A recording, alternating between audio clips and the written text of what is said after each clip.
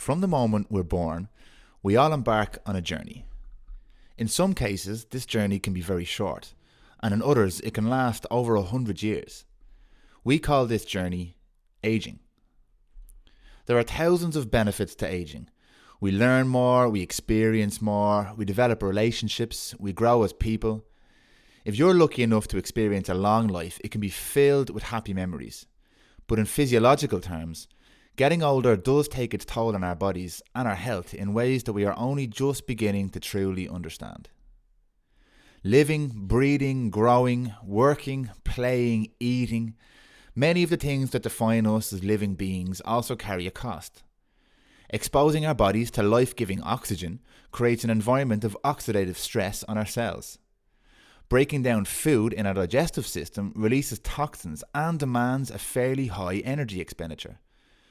Moving, lifting, jumping and exercising puts stress on our joints, can wear down the articular cartilage and can induce inflammation. On top of this, many of the man-made pursuits we indulge in, like drinking alcohol, smoking, overeating or high-intensity work and social lives, can act to accelerate these effects of aging. Now, this isn't to say that you should hide in a small, dark, safe room for the rest of your life, or that you should avoid any of these things that define us, like breathing, eating, or exercising, because in the right quantities, these things are not only healthy, but are vital for survival. But by understanding how the body responds to getting older, how the systems and internal messaging networks can change over time, and how to manipulate and adapt the different stimuli we expose ourselves to, we can start to take a vital role in managing our own health as we age. We can potentially avoid or prevent many aging-related diseases, and we can start to understand that getting older doesn't necessarily have to mean getting sick or drastically diminishing quality of life. Dr. Sam van Eeden explains to me in this podcast what aging actually means for your body, and how you can start to measure and quantify the actual effects of aging to give you a better understanding of how to be the healthiest version of yourself. You'll have aged by about an hour by the time you finish this podcast, but hopefully it will help improve your quality of life. So sit back and enjoy. This is a podcast about finding answers to human questions, taking control and feeling good. This is the Human Regeneration Project.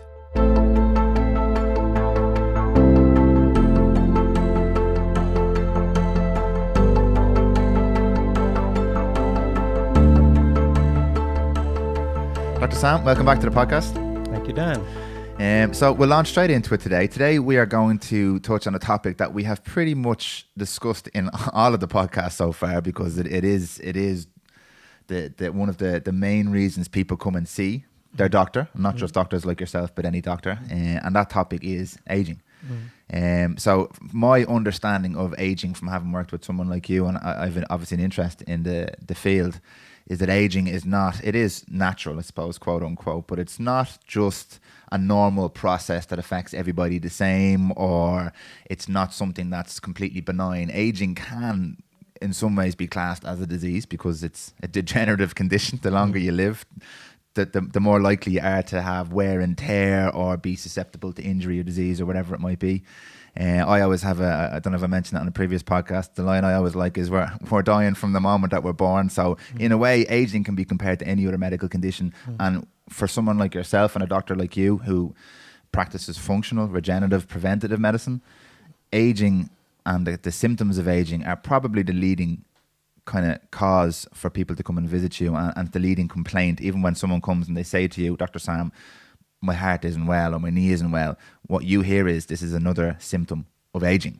So really anything that we discuss surrounding preventative or functional medicine, we talked about NAD before, we talked about all these different degenerative conditions, they are all linked to this process that we call aging.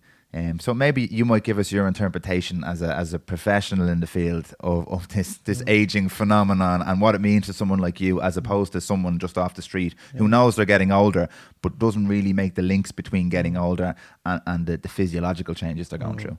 So, Dan, you're opening a Pandora's box. I know that. How much time you have and how all the time in the world. Listener would have. All the time in the world. Anyway, so the important thing here is, I suppose, is that when we talk about aging, in general terms, aging is not regarded as a disease.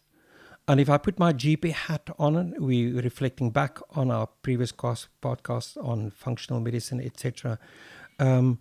It is very easy when a client comes in with the likes of rheumatoid arthritis or just general getting slow in doing things, even memory things. It is a very easy backdoor for a GP then generally to reflect and say, but you know what, that's normal for your age, or that's just an aging sign, you know. But the sentence stops there. There's not really a guideline offering then treatment to reduce or stop that process, which we then call aging. And I suppose this is where the frustration of the general public and the client sitting with the doctor is then put in a position where they just have to accept this. Oh, well, the doctor said, this is normal for me to start forgetting. It's normal for me not to be able to climb the stairs anymore. I now have to get another way. I need to sell my house and I need to just move into a single story. You know, so the reality is, if we look from a formal medicine point of view, we look at aging very different than just the public would look at it. Their view would be, but you know what, I can't move and I have problems walking distance. I can't go to a shopping center anymore. And basically what the GP then would say is that, well, that's normal for your age. That is aging sign. Accept it and move on, you know, which is very frustrating for the GP on one hand, that would always expect the person to be able to improve, because that's why they come to you. They come for advice and for help. And in a way, you basically send the people back home empty-handed. And that is one of my big frustrations why I eventually left GP practice and moved purely into functional regenerative medicine. So I would like to see healthy people that have the right frame of mind, that is motivated to do something about it, to actually extend then that sentence further to go ahead and say, yes, it is an aging sign, but this is our understanding of the process of aging, and this is possibly what we can offer you that might improve your condition, slow it down, or at least optimize what you still have left. So I suppose saying that, I'm immediately reflecting back on formal medicine and what people say about aging. Aging is not a disease. We use ICD codes. Every diagnosis that we make actually have a specific code. You get different coding systems in different countries. In Ireland, we use the ICD code. And if you have arthritis, it might be the ICD code B244. So the ICD code to a specific diagnosis is a recognized diagnosis that's used worldwide then. So if I write to a doctor in the US explaining your particular type of arthritis, and there are different types of that, each one have a different code. So if I use a particular code 042 for this particular arthritis, when the doctor in the US open that file and see the 042 code, he know exactly we're talking about the same diagnosis. Okay. So the ICD code was developed as part of an international language between different health systems to be able to identify disease. So when we talk about aging and age-related conditions, not diseases, conditions, that's what they looked on, right? There's actually no ICD coding for them. That means that health insurance do not pay for anything that doesn't have an actual code. It also means that the health insurance industry will not engage to spend money, whether it's the research or even treating these conditions, unless they actually have a recognized ICD code.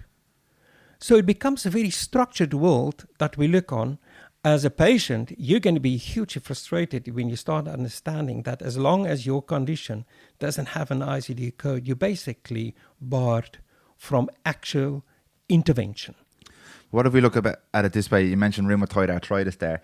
So rheumatoid arthritis is a disease and it has an ICD code. Yeah. But where does rheumatoid arthritis come from? So, I mean, why does someone get rheumatoid arthritis? So I think it's the link there, if we're looking at it from the point of view of the insurance companies, as you mentioned there. Yeah. If the insurance companies refuse to recognize that as a disease of aging, How do we make that link then between where does the rheumatoid arthritis come from in their minds? Is it picked up off the side of the street, or is this a condition of aging or disease of aging? I suppose if I want to make this very simplistic in my viewpoint, at least, I think they would look at it as that, well, we don't want to hear that unless an actual doctor, qualified, registered, make that diagnosis of rheumatoid arthritis. From that moment on, we pick up the bills.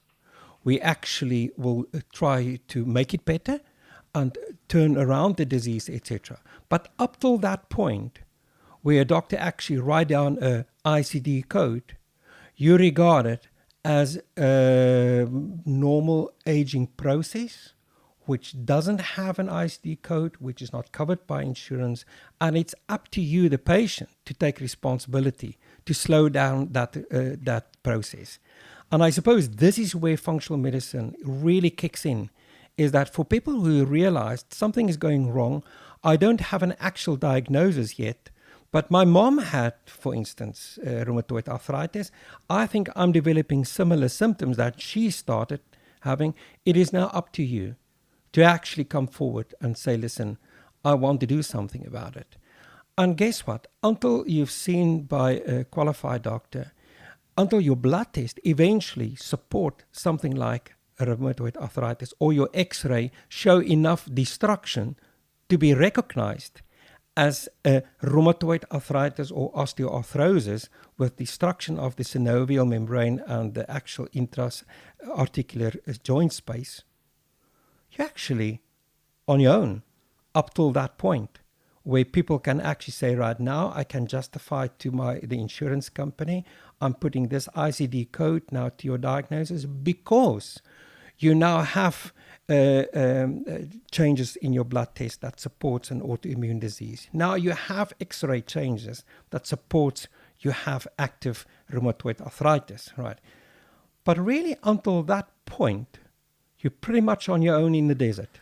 Yeah. And I suppose there's a huge bunch of people who will never get to the point of having an ICD code or a rheumatoid arthritis, but they're also suffering from aging because there's a lot of other aspects to aging that don't directly contribute to ICD code diseases. Yeah. But you've loss of energy, you've all sorts of other metabolic, I suppose, down-regulation, if you want to call it down-regulation, that will never result in an actual illness or disease, but people are still suffering and people are still experiencing loss of performance or cognitive function and never fully reach a disease point, but they're still classed as people who are undergoing aging changes, and they'll never benefit from proper help if you're talking about insurance companies or doctors who only work based on ICD codes or things like that. Is that right? So I suppose that is the reason why the field of functional medicine is exponentially growing worldwide. Yeah. The need for people to say, listen, I don't want to wait until I'm actually diagnosed. I don't want to wait until I actually have an ICD code now attached to my name. Can I do something before that happens? And I suppose this is where functional medicine and regenerative medicine has a very important role to play. So we immediately start talking about preventative medicine. Preventative medicine has a place in general medicine. Of course, all GPs will tell you that, all doctors will tell you if there's anything we can to prevent a disease, yes, let's do that. The reality, unfortunately, is that that is not a guideline treatment. It's not a real guideline. If I see developing rheumatoid arthritis, this is what I'm going to do to slow down it. At the moment, the general practitioner will most likely advise chondroitin, vitamin D, doing regular DEXA scans, trying to early detect to get to the point of early diagnosis. And that's about the approach that you would have today, right? But there's no guideline advice to general practitioners or doctors in general to prevent that disease in the first place. And I suppose this is where we are looking at. Because if we look at the hallmarks of aging, that would be including genomic instability, telomere attrition, epigenetic alterations, loss of proteostasis, deregulated nutrient sensing, mitochondrial dysfunction, cellular senescence, stem cell exhaustion, and altered intercellular communication. Now, these are just a few of the processes. Now, all of these names, if you call these names in general practice, most GPs likely will not have a full understanding of that. They might know about it, absolutely. But managing it and having guidelines actually to counteract these processes is non-existing in general medicine. Okay, so before we blow people's minds with the the detailed medical analysis of this, let's pare it back a little bit here. So before we get to the stage where we might need to come and see someone like you or talk about ICD codes, if we just look at aging itself, what is happening from the moment you're born? We spoke about this with NAD and how your levels of NAD are declining immediately because you're using them up. But in terms of the general aging process, what is it that's happening in the body as we get older or age, even from a even as a child? And is there a point where, as a toddler, you wouldn't look at a toddler or a baby and say that person is aging? They're getting older. And I think in most people's heads, and it would have been in my head, I suppose, as well, there's a tipping point. Maybe, I don't know, maybe it's when you turn 30 or something like that. I don't know. Most people have a psychological tipping point is you're not getting older anymore and becoming an adult. Now you're an adult and you're aging. It's the downhill from here when you hit a certain point. So this concept of aging from a medical point of view, what is it like? What's happening to our bodies that we're becoming more susceptible to all this stuff that you just mentioned? Yeah. So I suppose aging is a thing in the mind as well. And the people would not accept they are actually aging when you're in your late teens and your early 20s because you're invincible then, absolutely. But I suppose the first visual signs of aging are usually the turning point for most people to say, what is happening here? And when you start to see your wrinkles and lines around the eyes suddenly appearing, a bit of hair loss, the hairline changing, suddenly not being able to play 2 games in a row, taking longer than your normal from a night out. Small things like that start to happen. You realize, what, something has changed my body. So I suppose this is the first and early signs that people would actually encounter to see something is happening. But on a cellular level, there's a very different story because as we are born, we start aging, of course. And I suppose it becomes more evident is when it becomes visual or when people becomes physiological, impaired on things that they used to be able to do and not being able to do. Why do competitive sport people are in their peak in their 20s and their 30s and then they actually have to retire? Why do they retire at all from that sport? They're just getting good at it. It's because the physical ability to execute that function has changed. Because mainly of a process which we define as senescence of the cells. So senescence is the ability of a cell to replicate and repair itself. That slows down. And interesting, a doctor already in the 60s discovered the way the senescent cells are able to replicate itself, right? So it's a phenomenon, senescence is a phenomenon by which normal cells cease to divide.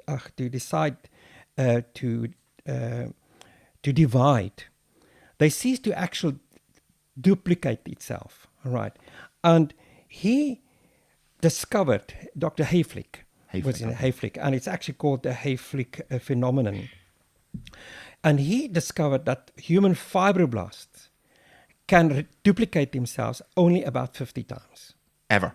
Okay. Right. More or less 50 times every person can duplicate their own fibroblast, which is an important part of human tissue, right? About 50 times in a lifetime, right? And then they become senescent. So senescence doesn't mean that the cell die. It means it just stops to replicate and repair. It retains the physiological function. It retains its function, but they are basically become mortal. And that's how he discovered that human cells are actually mortal, and unlike it was always believed that most cells in the body are immortal. And he discovered then, taking the research further in early cancer research, he was one of the first people that discovered that actually the only cells in the human body that's immortal are those of cancer cells. Okay. All other cells are actually mortal, and they have a particular cycle of about 50 duplications. All right. So the more you strain the body, the more you expose your body to damage, to reactive oxygen species, to ultraviolet light, smoking, chemicals, bad food, bad habits, poor lifestyle, the more the duplication process will accelerate in those periods of exposure. That means at some stage you're going to use up your bank. So my 50 cycles could be run a lot shorter than, say, yours or somebody else who lives a healthier lifestyle. And that's why it's so difficult to manage of this, because we don't really understand yet what is the impact if somebody smoked for 10 years. At the moment, for instance, just take smoking. I don't want to jump on that bandwagon, but as we have now well-researched publications on the effect of smoking on the ovarian, on the ovary, on the uterus, on the lungs, on the heart, on the brain, we know now that basically these cells are going into early senescence at a very young age, maybe already in the late 30s or 40s. You've used up your bank. And now what's happened is that you develop the cancer in your late 40s. Okay. If you didn't smoke, in other words, the theory says that you possibly would have gone into normal aging process in your 60s and 70s. For instance, and we're going to touch on this topic of metabolic disease at the later stage, and I would love to have a good chat with you about that. Right? In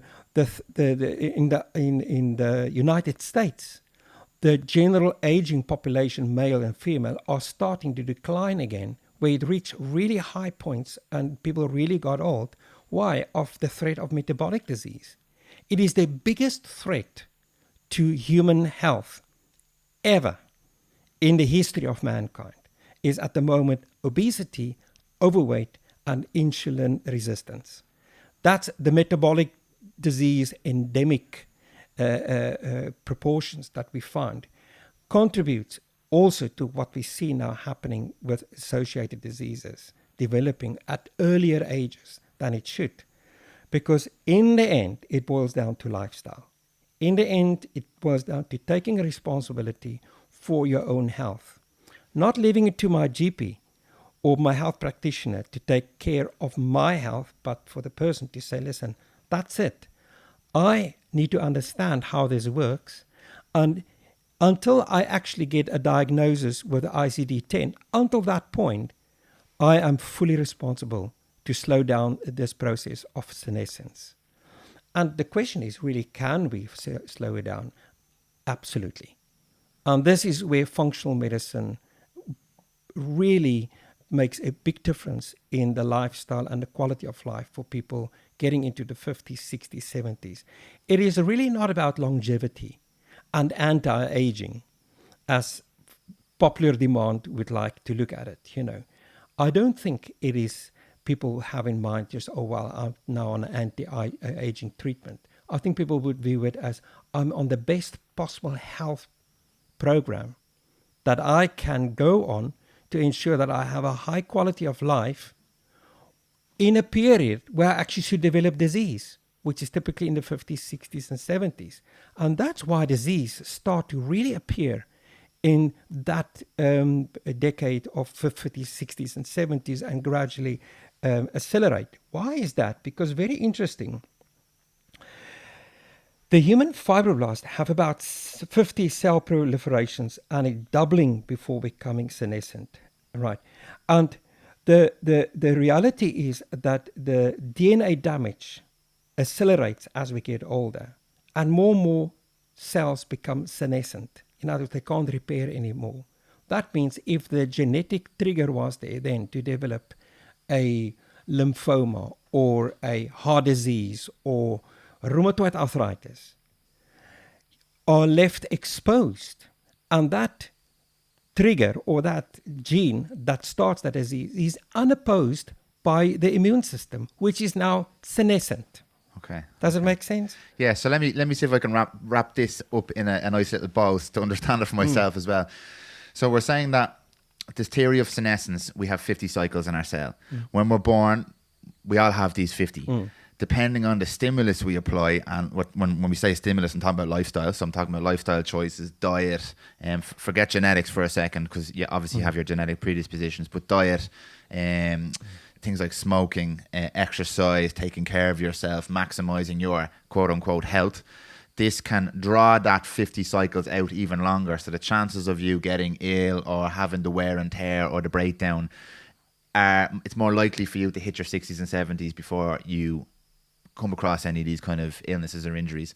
If you take less good care of yourself, if your diet isn't great, etc., that window of 50 cycles is going to compress, so you could hit that earlier in your 30s and 40s. Correct. So really, when we're talking about aging, this senescence is what we are talking about when it comes to aging. So if someone says to you, it's just about getting old, you can't really say that to everybody, because it depends much more on what they have done with those 50 cycles, as opposed to just this is the time when rheumatoid arthritis happens, or when your neck gets sore, or when you start to put on a little bit more weight. Yeah, absolutely. So in senescence, due to the DNA damage and the reactive oxygen species, or activation of the oncogenes, that's the cancer genes in your body, and cell fusion, the cells rising, the senescent cells are actually rising during normal aging. They get more and more as we age. But those other factors that I mentioned there, right, are actually accelerating this process, or reducing your exposure to that decelerates the process of developing more senescent cells, right? So, although these cells can't stop replicating, they retain their metabolic function. So we stay healthy until our immune system basically starts to capitulate and disease takes over. So imagine this scenario. Put me in a box from the day I'm born, completely healthy. I only eat the healthiest of foods. I have no exposure to disease. I have just the right amount of physical stimulus to develop muscle and to develop tissue, but not enough to cause wear and tear. And no access to drugs, alcohol, smoking, anything like that.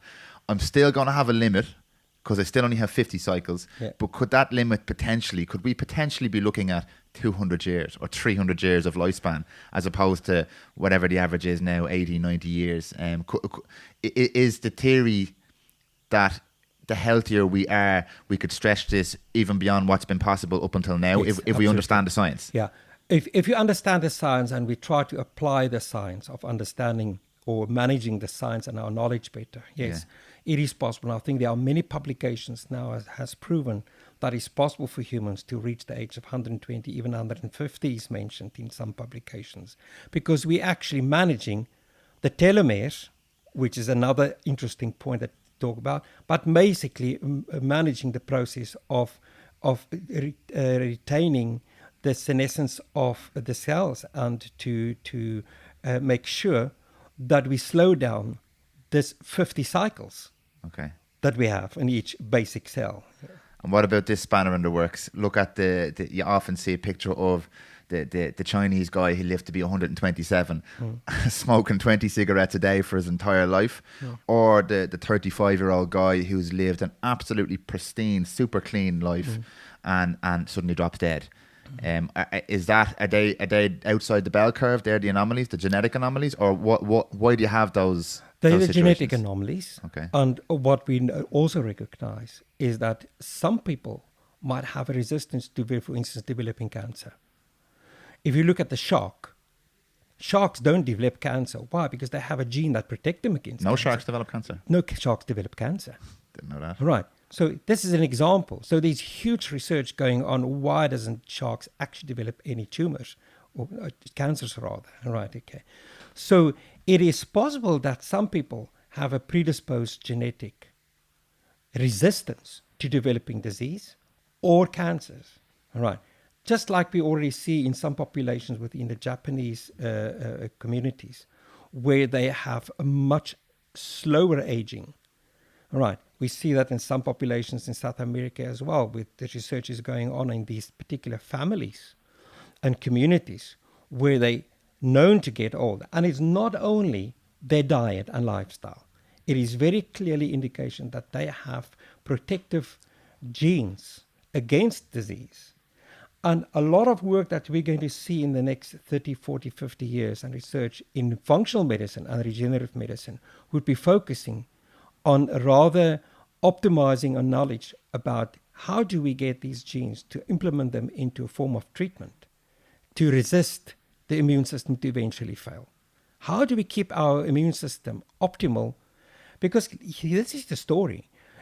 Remember, when you have an optimal immune system, when you get a flu, 3 days you feel absolutely horrific. You're in bed, you call in for work, and you can't function. But guess what? A week later, you might be playing ball again and go out to the movies. What happened in that following 4 days? Your immune system repaired. So as long as you have an ability to repair, that's why cancer is not that prevalent in younger generations. Your immune system, even if the cancer gene triggers, has the ability to overcome it and deplete the disease and eventually keep a lid on it, control it. We might not understand the mechanisms, but we are very clear that young people have a much more success in fighting off disease like cancer than somebody in their 70s. They have less cells in senescence. Yeah. That's why. Okay, so and I don't want to repeat. We touched a lot on functional and preventative medicine in our last chat. I don't want to repeat that, but I'm someone who comes into you now, in my say 40s or 50s, still relatively young, and I want you to explain to me how are we going to stop this. Okay, so I've lived a relatively healthy life. I'm eating kind of a fairly standard diet. It's not very unhealthy. It's not particularly healthy. I'm an average exerciser. I don't yet have an ICD number, if you want to call it that, or a degenerative disease as such. But I've started to notice things aren't the same as they used to be, and I want to change it.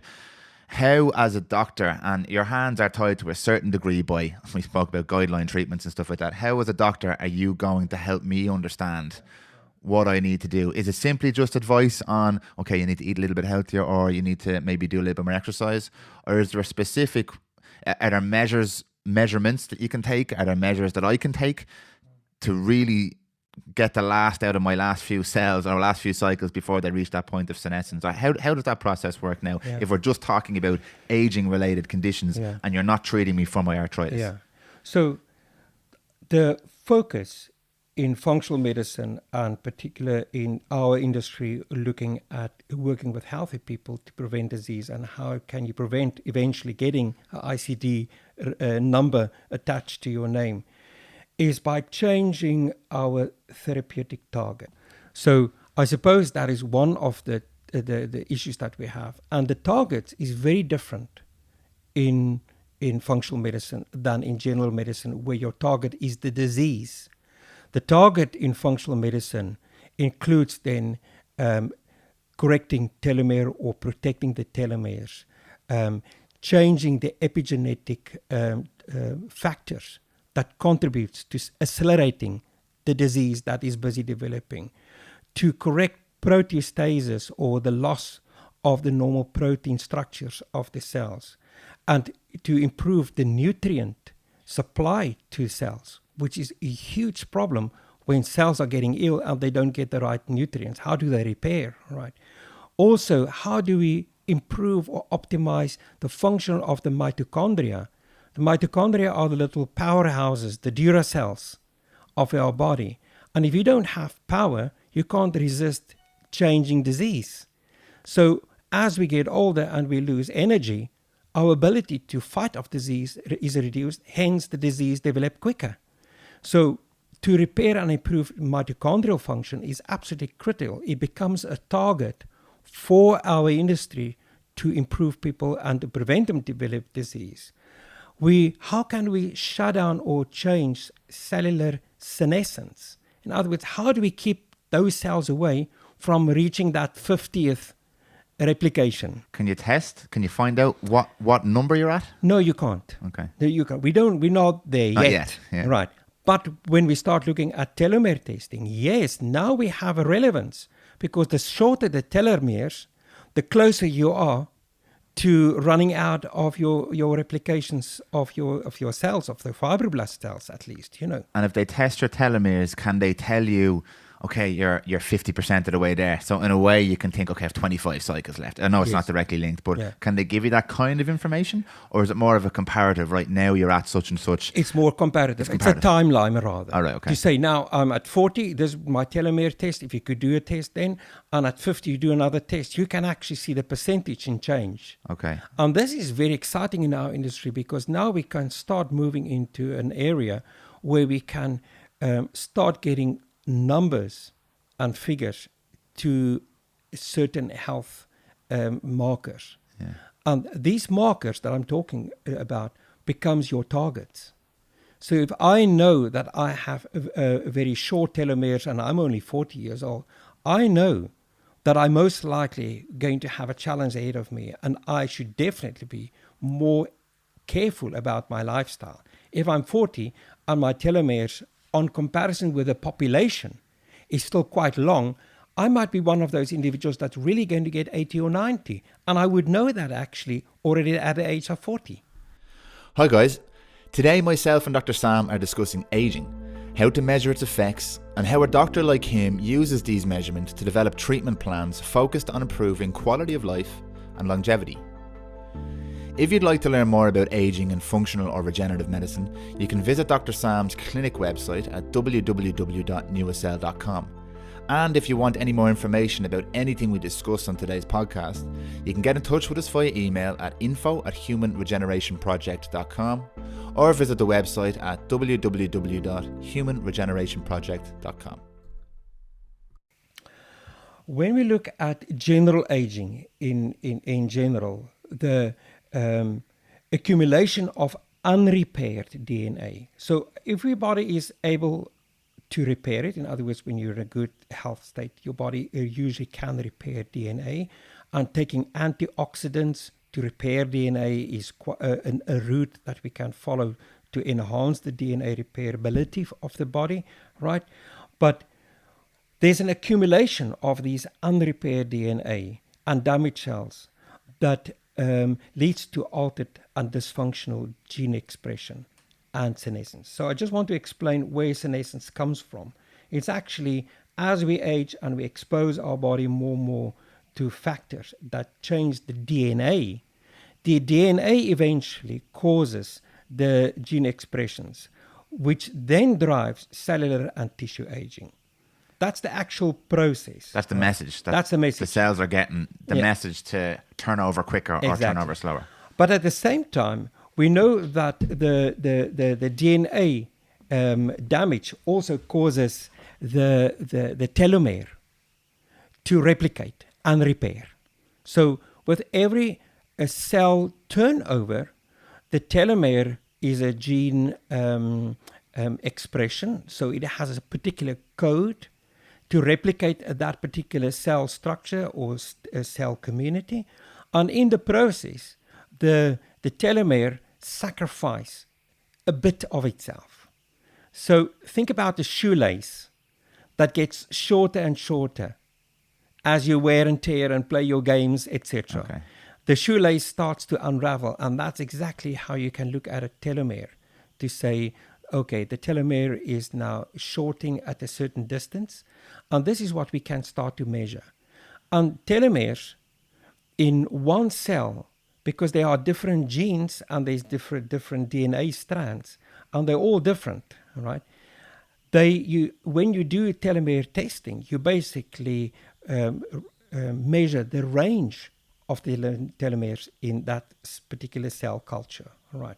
So you might have those that's already very short, and you have other cells that might still be very long. And it's getting the average of that can give you an indication of where you sit in this particular time shot. And then if you compare that with a 5 years, a 10 years from now, 15 years, you start to build a graph. Like we do, for instance, measuring cholesterol in general practice. You start getting a particular graph that develops with a specific inclination that gives you a predictability of the outcome. Okay. And I suppose this is what we can start offering people, is that we can actually measure more correctly, more scientifically, the actual aging process. And that gives us a graph and eventually gives us an outcome. And that's what we can start managing. So as much as if we're talking about something like cancer, you can measure a reduction in tumor size when you make a change, a treatment or a lifestyle change. With telomeres, should you be able to see a noticeable difference? Now, obviously we're talking a few years here, but if I make a change in my life for the better, change my diet, become a little bit more healthier, reduce the stress on my system, should I notice a reduction in the shortening of these telomeres over time? Is that what we're looking for? That's exactly. Okay. And we for instance, now the discovery of NAD or nicotinamide adenine dinucleotide, these are boosting molecules for the DNA, because it actually is proven that the NAD can actually start to enhancing the repair of the damaged DNA, right?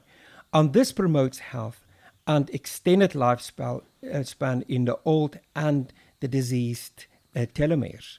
So these molecules include the sirtuins, which I will talk about later, and increased activity of the cell to repair itself and the ability to repair itself. And that promotes longevity. And that is because of the promotion of longevity of the telomere, and that leads to healthy aging and being able to extend your lifespan. So it actually comes down right down to the bottom line, where how can we repair the DNA that's damaged? How do we change that process that is inevitable happening once the DNA has been changed?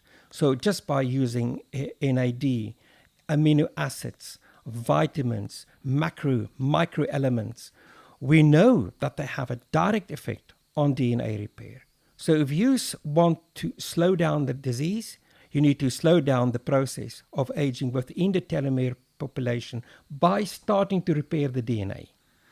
So I don't like the phrase biohacking, but is what you're describing now, we're basically hacking into the messaging system here. I think biohacking is a fair word. Yeah. And I think we should get excited about the word. I think the word hacking is referred more to the electronic hacking, which is a bad word in that industry. I think if we look at what you've described there, is the cells, the senescence is getting a message from the DNA, and what we're trying to do is maybe change the message, hack the message, and say, listen, maybe don't replicate so quickly. That is exactly what we need to do. We need to interfere with that messaging. And people will say, oh, well, now interfering with aging, that's normal. Well, why would you treat a disease once you have an ICD code?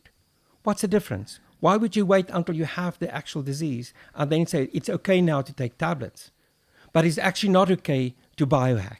Well, this is my argument when it comes to this particular subject. Aging is normal. Why would you do anything to stop aging? Why would you biohack? I might have touched on it before, but like, let's take smoking, and this is in no way to insult or upset people who do happen to smoke, but smoking is not normal. Smoking is something that we developed. It's not a normal phenomenon. It's a man-made stimulus, and we know now it's obviously a negative stimulus. So if there's smoke or exhaust fume from cars, there's another one. There's hundreds and thousands of these different stimuluses that we've created that are not quote unquote normal. So if we're doing all those things to ourselves, why do we just have to accept that aging is normal when we're speeding up that process with things that aren't normal? Correct. So like when it comes to like I just mentioned hacking the system there, some people might freak out about that and say, oh, I don't want to do that, that's not normal, or taking drugs like metformin or things like that. We are only combating the things that we've created ourselves. Now I'm not saying 200 years ago people lived to be 150 because they didn't have all these things. They had other stresses. They had hunger, and they had obviously mountain lions and stuff like that, and fighting and disease that they couldn't control. But we're in a position now where we understand a lot more about what we can do to prevent these things. So now we have the negative stimuluses, which we mentioned, but we also have positive ways of interfering with these negative stimuluses. NAD is one that we touch on constantly because it's so profound in changing that messaging system. But I don't accept people saying that it's not normal to interfere, or now this is a controversial one, you're playing God or changing. We're not talking about stem cell manipulation in a lab or anything here, because that's a different conversation. We're talking about providing a different stimulus for your body. And if we understand the science of how to do that, whether it's eat more fruit and vegetables or take a particular medication or stop doing a particular negative bad habit, it's just a way of mitigating these negative effects that we're causing ourselves. You know what I mean?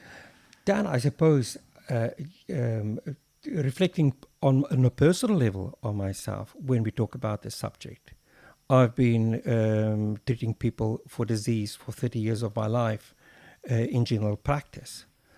And to me, it was very frustrating because I never made a difference between age-related changes and actual disease.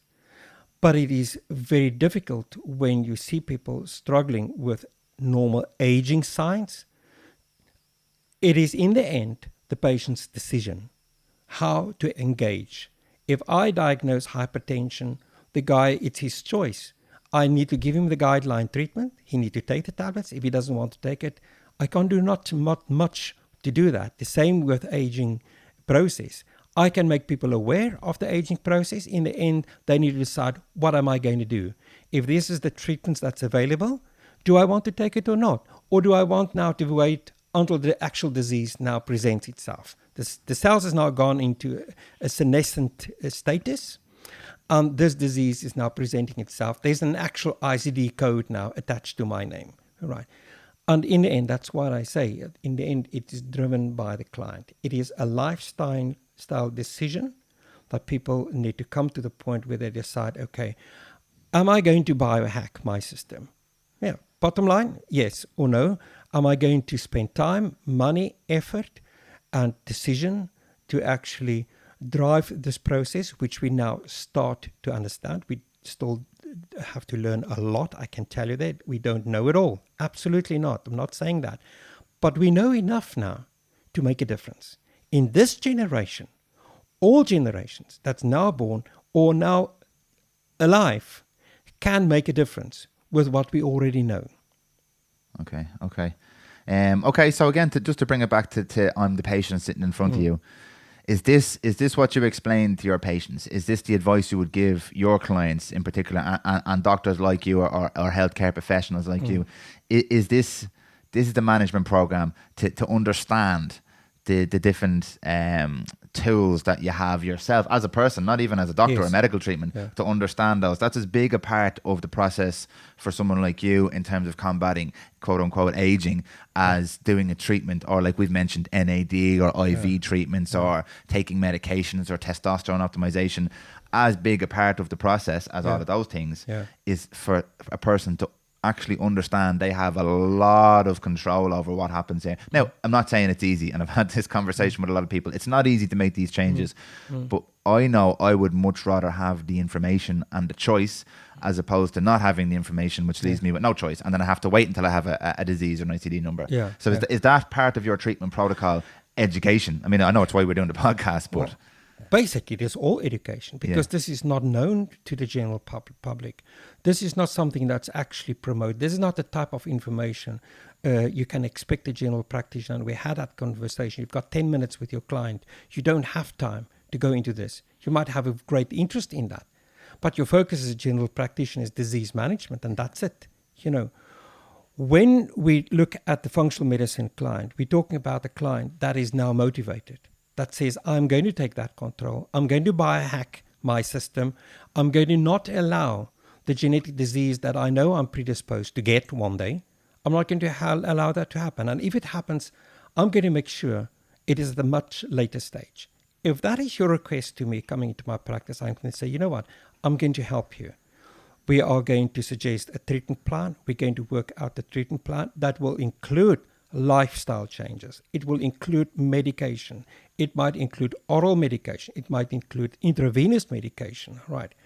But If we understand the process, and that's why I said, what are the targets for the functional medicine doctor? That's the ones I've mentioned, so your target becomes very different than just disease. It is targeting the different systems that all interact and optimize each one of those interacting systems to present you with better quality life in the end. These are very difficult to measure, and we don't have a huge amount of measurements, but basic blood tests and doing that over a timeline, basic telomere testing is another option. Doing nutrient testing is another option. So there are many ways that we can start to use biomarkers as indication, not only of current health status, but to see also how do we improve those biomarkers over a period of time. That is a huge motivation for both doctor and client to actually see these biomarkers change. And when they do publications and prove what is the effect of metformin or what is the effect of NAD, these things are looking at biomarkers. It's not just patients that say, oh, I feel much better. How do you measure that? So these biomarkers are becoming more and more important for supporting what we're actually doing here. So it is a science. The lack of large studies is our biggest challenge. And if people come into me, I have to say to them, actually, we have very poor proof in general, in large studies, that, for instance, NAD is actually working.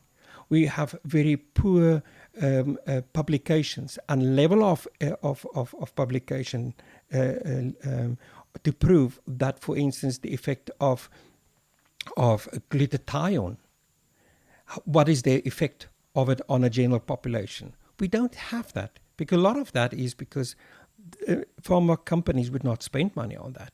It can't be patented. All right. But the fact that it's lacking a large study publication doesn't disqualify the individual that wants to do something with it, because we've got very good publications and academic support for individual treatments on small study cases that we know the actual effect, that it's safe, number one. Number two, that it is efficient. All right. So we can measure that, but it is all available in just very small studies. All right. What is important is that the client and the doctor working in this field understand the process which drives aging. And when a person embark on a healthy lifestyle, right, they basically automatically embark on a journey as an anti-aging or longevity treatment. And you don't have to call it that. If you don't want to avoid the word, you're welcome to do that. But basically what we do is extend lifespan of the senescent cells, or of keeping cells from becoming senescent in the first place.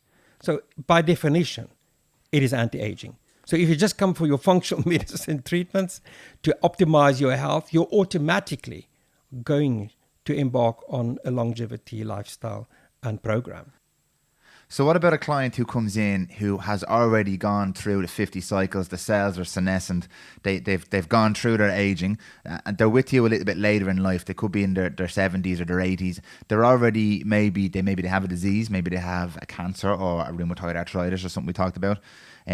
What is there a difference in how we manage those clients? Because now we're not trying to elongate the cycle of the cell until it gets to this point of senescence. They're already there. Mm-hmm. Is there a benefit for them to go down this longevity or anti-aging?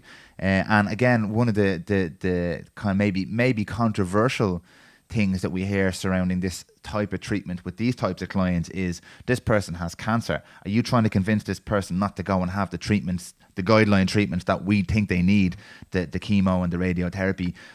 Are you trying to heal their cancer using these anti-aging therapies? And that's where it gets a little bit muddled, because people automatically throw the baby out with the bathwater then, and they say, well, obviously you're not going to cure my cancer by changing your lifestyle. Now, there's a lot of people who would argue against that, because I know there are many people who have changed their lives and changed disease just through lifestyle changes. But in the medical fraternity in general, I see it's not really an accepted mode of treatment, because you have to go to the guideline treatments. And if, touch wood, that person passes away or succumbs to the disease or whatever like that, you are then left in a position where you didn't do the guideline treatments.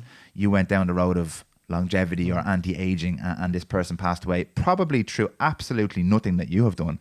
But the question will be asked. So is there a way to manage those clients that's different from yes, the there is an 30-year-old absolute way. And I think the word safety is the first thing. And I will always encourage people to always follow the advice of the specialist consultant or the general practitioner. In addition to that, consider the functional medicine options. That's the rule, and that's the only rule. Okay. Right. I'm not going to encourage people to get off their medical treatments. I say again, in the end, it's the patient that decide whether they want to take the high blood pressure tablet or not, whether to take the chemotherapy or not. So it is really an educational thing that people would come to the end and say, okay, this is what I actually want to do. But the first and foremost thing is safety, and that is always follow the advice from your general practitioner or the consultant oncologist, whoever is doing the treatment, and then consider all other options, including functional medicine. And what can you actually achieve when they've gone? Again, I'm sticking on this senescence, this 50 cell cycle. Yeah. What can you achieve if they're already there? So guess what? There's no age where you can not offer this. And what is the reason? Because of this whole theory that we know now as a fact that the cells go eventually into senescence. That means they're still working, they're still functioning metabolically, but they just don't replicate. And this is the interesting thing where stem cells start to come in. We can start replacing those senescent cells. Okay. So this is becoming now a very interesting topic to say, if we look at the target, so we have now the 70 or 80-year-old, is there any sense in doing a treatment using functional medicine options of treatment for a person like that? I want to go back to the targets that we mentioned there before, right? Senescent cells are apoptotic resistance. In other words, they don't break down, all right? They have altered gene expression. They produce aberrant inflammatory cytokines. That's why inflammation is such a big part of getting old. Pains and aches and discomfort, etc., right? By removing the senescent cells in preclinical studies, improved frailty, improved cardiac function, improved vascular dysfunction, improved diabetes, osteoporosis, vertebral disc degeneration, and pulmonary fibrosis, breathing issues has improved, and radiation-induced damage. So we know that if we target in combination with even radiation or chemotherapy, do these functional medicines, we optimize and improve the senescent cell function. So remember, senescent cell is not a dead cell. It just cannot replicate, but it does all the other functions maybe in a reduced state, but it still continues that. By optimizing that cell function, we now improve the inflammation. We improve the way the breathing is improved.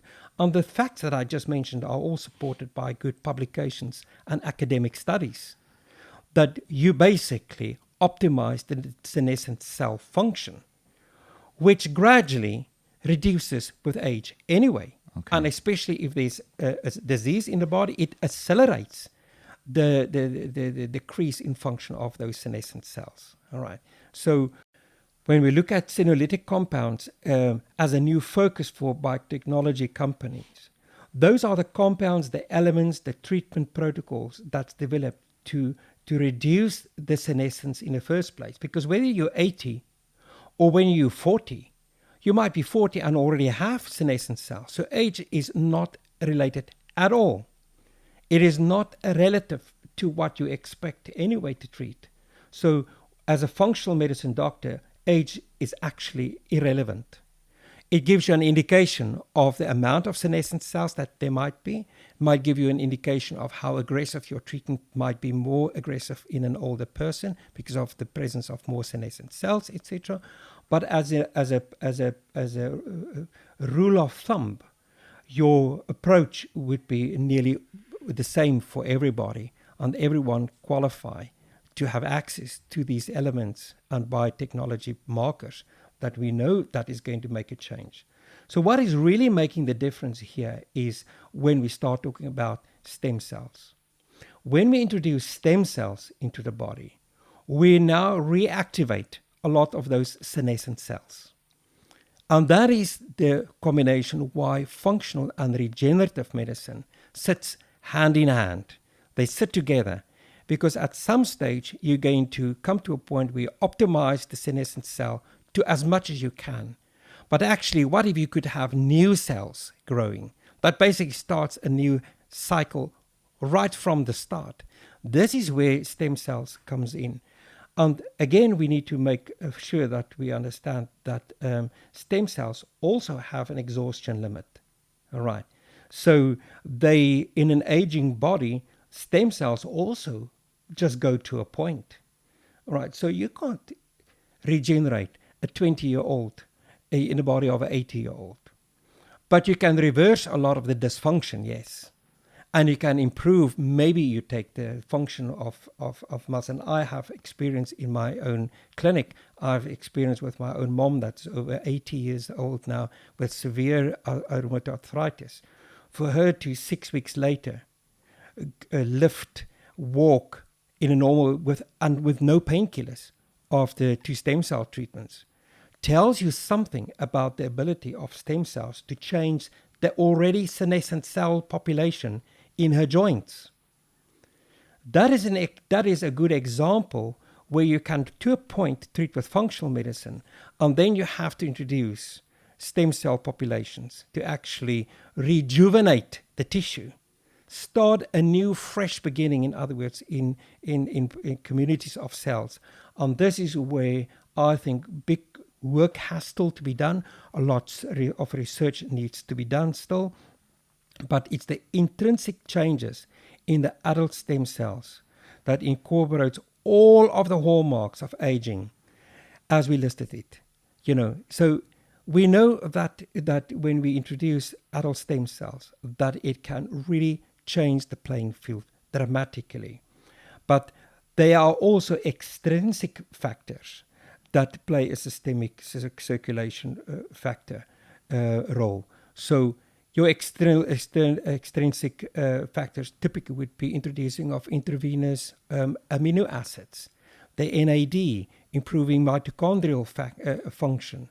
So it is combining the intrinsic and the extrinsic factors to optimize the health and avoid the ICD code to be diagnosed in the end.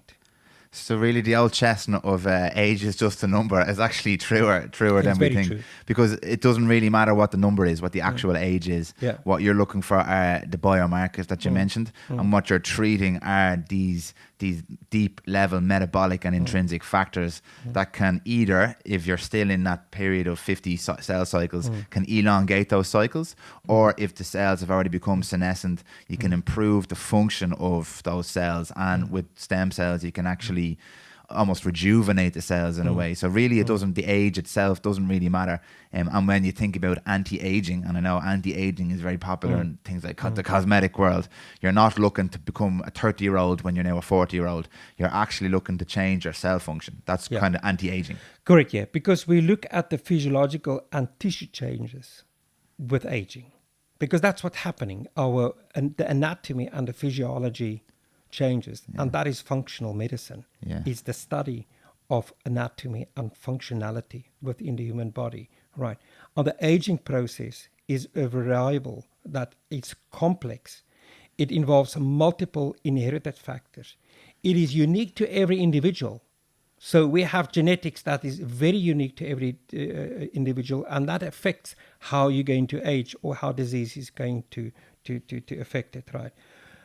They all contribute to the aging process, these external factors. And every person, like you said, one guy can smoke, never get lung cancer, otherwise gets lung cancer when he's 40.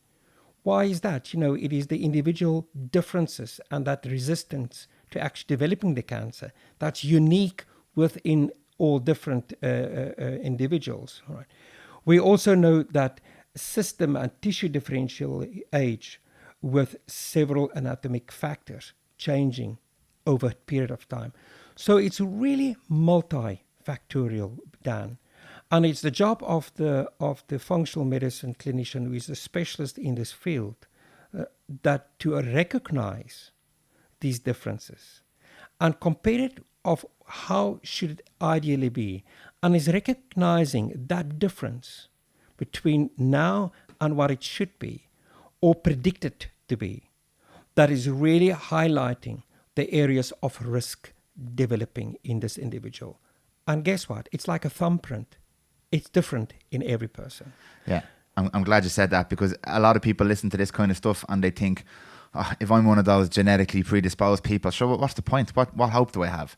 If I'm gonna, if my dad had a heart attack when he was 40, I'm probably gonna have a heart attack when I'm 40. But what you're actually saying is, once that person can acknowledge that they do have an individual difference, it doesn't disqualify them from still being able to go down this anti-aging, quote unquote, process. They just need to investigate, along with the functional medical practitioner, their individual thumbprint or their individual factors, and you can still apply the same methods, the same treatments, the same lifestyle changes, and it just might be tweaked slightly differently for their particular situation, as opposed to someone who has no history of heart disease in their family. Exactly. And I think this is exactly the calling that is on every person, that regard their health as important.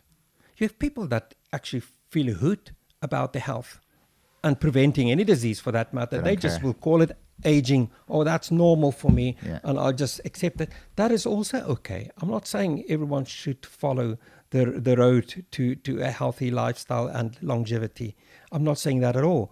What I do say, for those people with that mindset to change what is inevitable, whether it's from their family history or what they know themselves, whether they have a smoking history and they stop and do cessation of their smoking, or whatever habit they have on, they have great hope to repair a lot of the damage that was done. And this is getting rid of that senescent cells, prevent further DNA damage, repair DNA damage. If people are like that and thinking like that, absolutely there's great hope, there's great science available, and we're in an age where we can actually reach out to people and say, you know what, it is not a matter of now waiting until you have the lung cancer, and then we can do something for you. We are at the age where we actually say the chances are very high, or you have an increased risk of developing lung cancer because you've been smoking for 40 years, right? It is logic to assume that a lot of senescent cells has start to appear. There's a lot of DNA damage done in the pulmonary or the lung system, right? So what can I do about it? Absolutely, come in. Let's talk about that. Let's measure the telomeres. Let's try to do, if you can even do a bronchoscopy, and you take tissue from the bronchioli, right? And you can do the telomeres in that. We can eventually get down to that level. We will be able to predict people. I suppose the groundbreaking point here is that it's never too late to start changing senescent cells. Whether you're 90, whether you're 80, whether you're 40, there's always opportunity to improve that community of senescent cells. Keep them healthy. As long as you keep the immune system up and running, as long as you keep the physiology of the cell, in other words, how it interacts with other cells and how it functions, that you're already extending lifespan.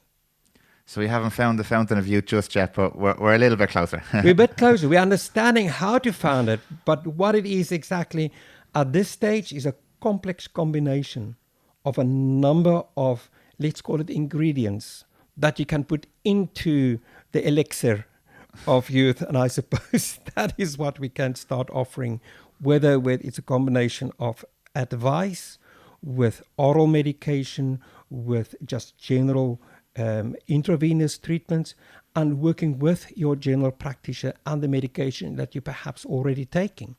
It is making up the ingredients for that elixir that we're after. You'd be the Jamie Oliver of medicine. Yes. Dr. Sam, we'll leave it there for today. Good. Thank you very much for your time again. Fascinating conversation as usual, and I'm sure we'll dive into a lot more of those topics that you brushed over today as we go forward. Thanks a million, and see you next time. Thank you, Dan. If you would like to learn more about aging or anything else we discussed in today's podcast, or if you want to get in touch with Dr. Sam's clinical team, you can find everything you need on www.newacell.com. If you have any questions or would like to chat to us, you can get in touch via email at info@humanregenerationproject.com or visit the website at www.humanregenerationproject.com. If you enjoyed the podcast, please pass it along to anyone else you think may benefit from listening, and show your support by following the Human Regeneration Project on Facebook, Instagram and YouTube. Thanks for listening. See you next time.